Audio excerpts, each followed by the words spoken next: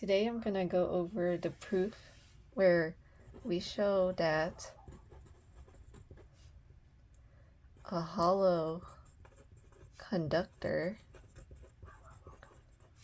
must have excess charge on the surface. So I'm going to draw a conductor like this that is hollow, so it has this kind of inner wall and the hollow space is like here. And I'm going to give it a net charge of positive Q, and this is made of aluminum and it's hollow.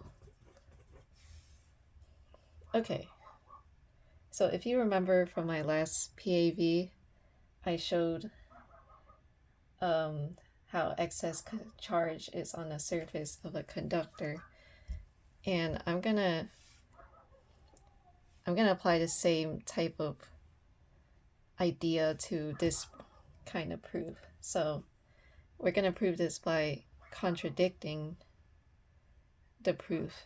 So if I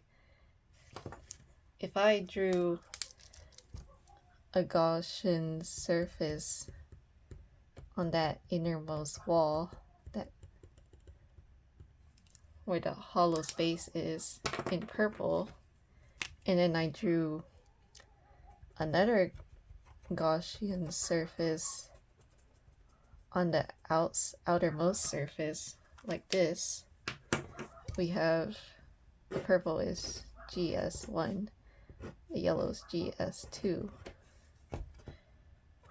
And if I had like a point A, if I had a point A here,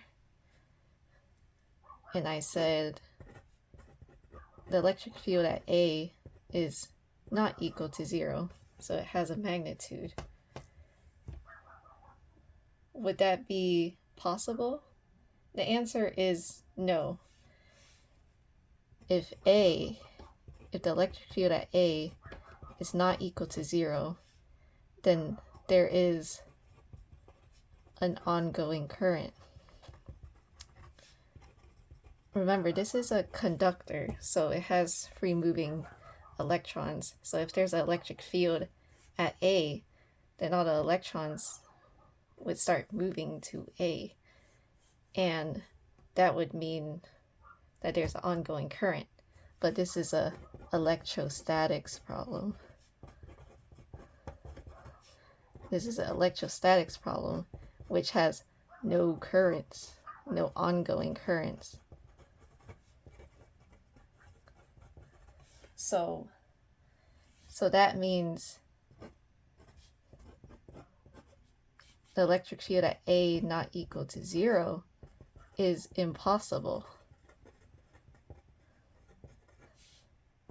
And so the electric field at A is 0. And this is true for any other point in that Gaussian surface. So electric field in GS1 would all have to be 0. And this is true for the Gaussian surface at the Gaussian surface too as well. If I had like a surface, if I had a point B and I had an electric field at B, we would still apply the same explanation to why it's not possible that B would have an electric field. So what we applied here, if I just substitute B in, it's still the same, or it still follows that same rule. So the electric field at B has to equal 0 as well. So the electric field in GS2 is also 0 for all points. For all points. Okay. So if we're using Gaussians Gaussian surface, then we could use Gauss's law, where we say this for Gaussian surface 1, where we could say the electric field times area cosine theta is equal to enclosed charge over epsilon 0. And because we said that E equals 0, that means this whole thing would be 0. So 0 equals Q enclosed charge over epsilon 0. And epsilon 0 is a constant. So that means Q enclosed charge equals 0. So that means no charge inside. So that positive Q that I assign to this object must be outside on surface. And this is true for Gaussian surface too. I don't really need to write it out, but I'll write it out anyways. It's the same idea. The electric field in the Gaussian surface too, E is equal to 0. So 0 equals Q enclosed charge over epsilon 0. Q enclosed charge equals 0. So no charge inside. So that positive charge is outside on surface. So if both Gaussian surfaces are